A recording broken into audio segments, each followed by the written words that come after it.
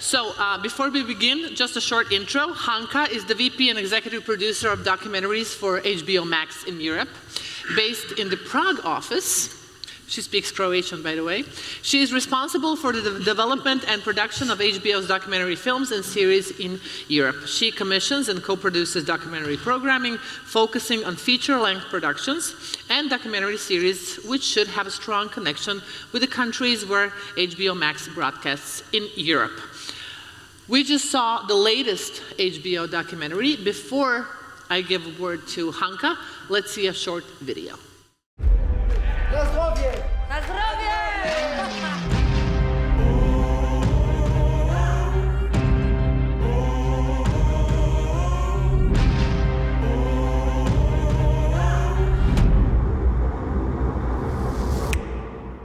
Dig down, head low, relax, the river flows, takes you out to the sea, where the water will set you free. Blood flows, head shakes, bones break, the body aches, rise up the roots from the ground, bringing life to an empty sound.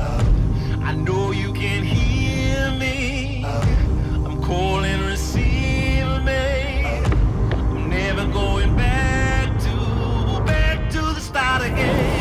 Много е важно да имаш вата някой от тебе и само вика, братле, с тебе съм. I come alive, yeah.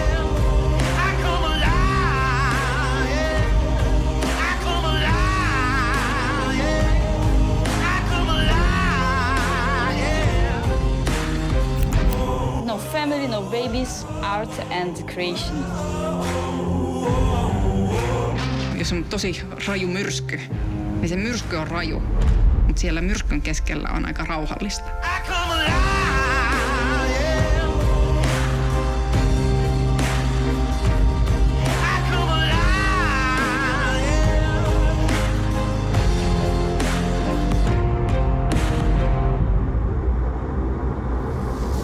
The only way out is to be really good.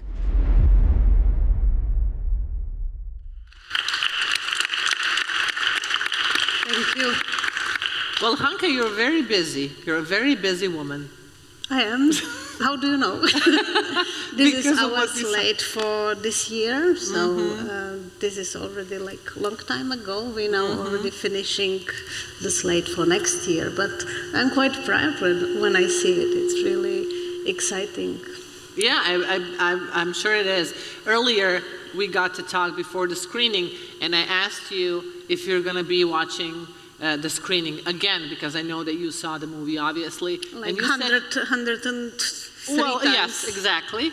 And then you said, yes, I love watching the movies, even though I saw them before, because I like to watch them with the whole new audience. What does it give? It gives, I did like that also when I used to be director in Slovenia, and I always learned a lot from watching my films with audience, and I do the same because as commissioning editor I spend a lot of time with the filmmakers and we discuss different things, and with every audience it's different.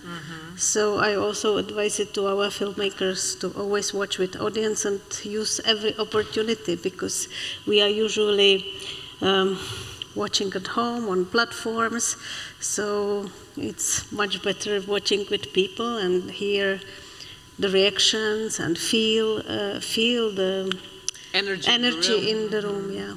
But it's a bit risky also. You never know what you're going to get from the audience at a certain point. It's very good to have challenge and But you check. can't change it. Once it's over, you can't change it. You can change the next film. Oh, so, exactly. like we've seen just Apollonia, which is such a good example about how everything that goes wrong is good for something, because it helps developing. So I felt like it's a metaphor for life of many artists, but life in general. And art in general. And art in Yeah, general. it's alive, and Yeah. you can always change it. It's And- creation, and basically creation is not just art, good cooking, or you create something, or gardening. It's all creation, and it has the same rules as what we've seen in Apollonia's story. I mean, as we saw in this short video after the screening, documentaries are very, very trendy right now. And we have the musical ones, and we have political ones, and a lot of current topics. Do you see that trend continuing worldwide, and what is going to be HBO part in all of this? It's absolutely continuing. We grow our documentary audience. It's a special segment of audience, but it's a very important segment. And I think our approach, since I lead this team, we always care to have the best documentaries in our regions, so we will continue with that, and with topics we try to be very diverse. And also our philosophy of our company, it's we put a lot of, already Lee said, social good, telling the stories of underrepresented groups, so we care of all these things a lot. In some territories it's even more important, because we tell stories that others don't dare to tell, or it's not possible politically, let's say. So I see we have a small slate. We don't do many films, but every single frame in the films we do is taken care of. It's special and makes sense, and it's important. You've been doing documentaries in Eastern Europe for 20 years now. Can you tell me, doing that in these territories, can you tell me, is there a recurring topic that is always, showing up, talking to directors and screenwriters? It is. I think what is special about Eastern European documentary cinema, we have a special Eastern European documentary school that I'm trying really to take care of, which is about, although Apollonia was a co-production, and many of our films are co-productions, I think that collaborating between East and West is extremely useful and good. And I care that our films always talk to wide audience, so not only in the country of origin, but that the film travel. So we are trying to search for universal stories. And the Eastern European cinema, I think it has a special visual storytelling that we always also taking care of. The first thing that you did in Adria region was, I'm going to say a long time ago, it wasn't that long, it was Houston, We Have a Problem. Has anyone in the room seen Houston, We Have a Problem? Yes, exactly. Yes. If you haven't, you have to see it. It's on available. HBO, and in Lee's presentation I saw it's still watched. So yes. It's a really fun film that is still very actual, because we made it in the beginning when all the fake news, and so it was about lying and you telling. were talking about fake news before everybody else started talking about fake news. Well, it was back in the day. We catch the right trend in the right moment. Exactly. And we talk about this, it was Nem Dubrovnik in 2016, actually, and you told me that you like to play with genres, that, we're used to seeing documentary films that are only based on true and verified facts. Houston Is Not a Problem is a bit of fiction it's in playing, there. yeah. Yes. I think we love to play with the genre. It's exploring where the borders are, so we still do that. And so this is Apollonia is our premiere this Sunday. From Sunday on you can watch it on HBO in most of our territories. And the next premiere will be in January, and it will be Vika. It's a Polish documentary about the oldest DJ, and it's actually a documentary musical.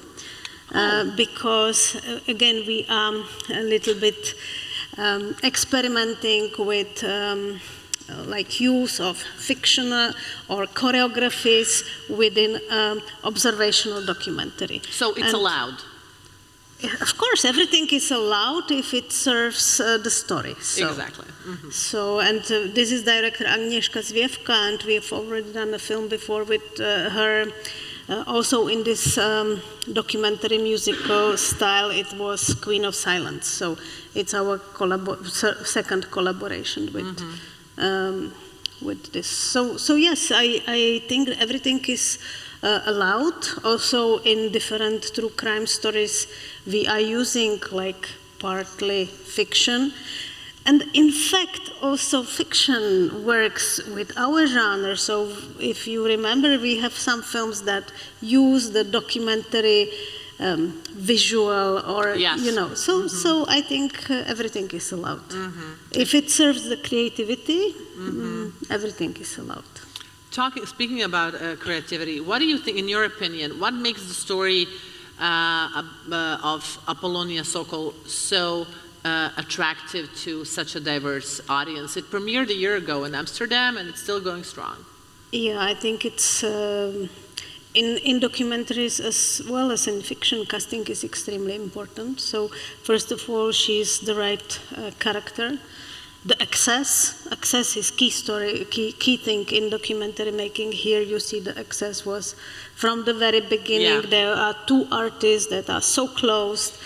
So it has many, I think those are the main elements. Then of course, when you shoot 13 years, you have hundreds of hours of very good quality material.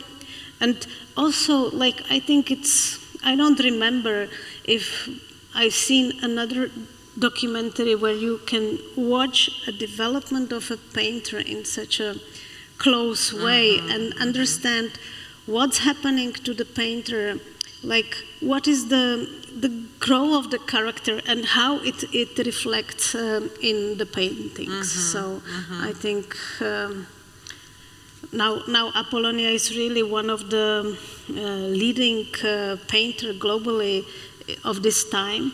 She has now a studio where Picasso used to paint in Paris, and people are coming there and she's saying, well, Picasso is not here anymore, but I am here.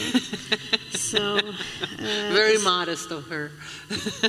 Well, in art, I was always, when I was still working in Slovenia and I had a small course of documentary making, I was always taking, praise yourself because otherwise nobody will do it for you. I think it's important to be aware that you are good, that you are doing good job, and also acknowledge yourself. Of you know, course. it's a story about female, and female we tend very often to say, oh, it's not so important. No, it's good she does it, and this is her lesson to all of us. Yeah, to keep on trying. She and to believe in yourself. She struggles, but every artist at the end, we always know when we do good job or when we do bad job. In our daily life, we also know it. Even if we don't want to accept it, it's there somewhere. And when it's good, we have to celebrate. It's important. Exactly. I mean, it's a huge gamble for another female artist in this story, which is the director, Lea Golub. It was a huge gamble to choose a character. You don't know what's going to happen to the character, to the story. It's going to take 13 years of your life. You don't know that at the beginning. You don't know anything. You don't know anything, but this is a documentary making. And I think our job is one of the riskiest jobs you can select in our industry, because we often enter projects very early stage, so there is just an idea what can the story be. Maybe some of you have seen our another very famous documentary, Collective. So we started making Collective after the fire. We didn't have an idea what big corruption case will happen, but you have to be daring and go into it, and then be on the right time in the right place. It's like this with all observational documentaries. Of course, if you do stories from the past, that, for example, now true crime is so popular, so you do true crime, the story is finished. Yes. So you revisit it, it's easier, and then the production time is also shorter, but with the present time stories, it's always you are gambling and you don't know what will happen. For example, in one of the films, one of our main characters, and it was the antagonist, took back her consent. And then we spent another 3 years to find a way how to shape the story, because you don't want, there is so much work, so you don't want to throw it away. How much time has it passed since the beginning of the filming and the fact that somebody dropped out? Yeah. How long? 3 years. 3 years. Oh. And then we spent another 3 years finding a different way into the story Oh to my save God. the film. Yeah, we Yeah. could say, okay, no, it's the end. But the team was very open. They really showed this being willing to do something with it. So we did it. And we premiered, and it went well. And I know you. One aspect of this story of Apollonia is that the director first had to find the character and tell her story and to make her a story for all of us. And number two, to make sure that Apollonia is going to stick with her. Even though I think that when she turned on the camera the first day, she had no idea it's going to take 13 No, years. and also she didn't have the idea that their stories will become so close and that they Exactly, will yeah. influence each other so Yes. much. So absolutely, it's always a journey, and long journey, and we never know at the beginning what the exact path will be. Yeah. I've heard something. I've heard that when you talk to the writers and directors for the first time, when pre-development time, that you ask them one question, and that is, I mean, you ask them a lot of questions, but one of the questions that you ask is if they already know where they would like for their film to premiere. Who Why? told you this? You don't do it? I really do it. I really do it. I think it's very important because I want to work with very ambitious filmmakers. So I really, in our first meeting, I really do that. And it's really important for them to set the league in which we play. And most often they say, we want to go to Sundance, we want to go to Berlinale, Venice, Cannes. Dream big. Yeah, Sundance is the most. And for example, last year, 16,000 submissions to Sundance. I think this year it's even more. Oh, you know, God. so I don't tell them, look, that's great. It's possible that it will not happen, but I'm glad that you see, because it sets the quality. You have to be the best. And for example, this year we finished 5 films. We submitted, and all of them would have the possibility. Last year we had 4, and what I was special this year was great because we had 4 first-time directors submitted to Sundance with very good films. Last year we had 4 films and 1 made it. The year before, so it's very, very, very, very difficult, but it's good to set the league, and we want to be the first league. And so it motivates them? It The whole motivates all of us. visualization of the... And we also for my team, we know what we fight for. We want with every film to reach the full potential of the story. Yeah. So because it makes sense to me to you know, in our countries there are not that many opportunities that people would take such big care of the theme, of the story. It's really many people work together, brainstorm together, watch over and over and over materials and try.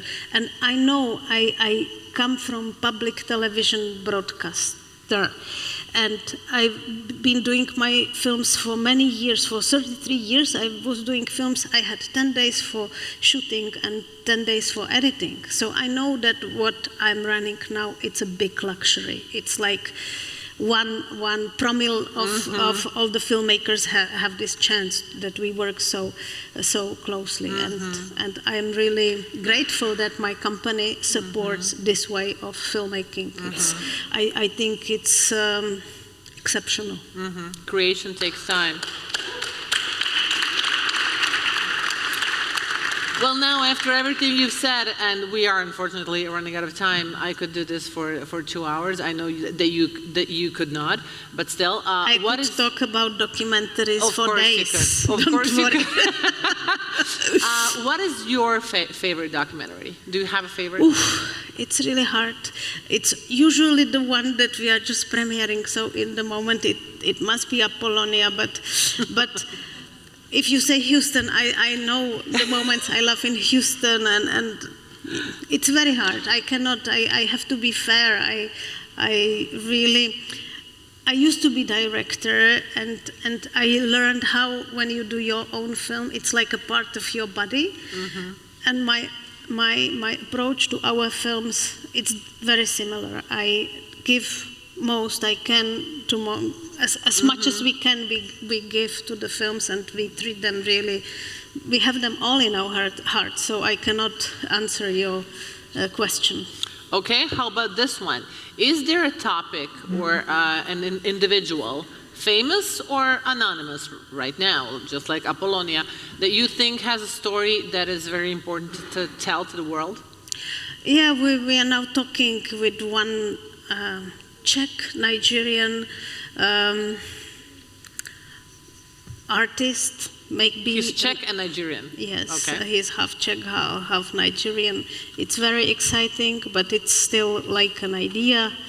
We have like 30 films that we are having in production or developing. Many stories, many people, so yeah.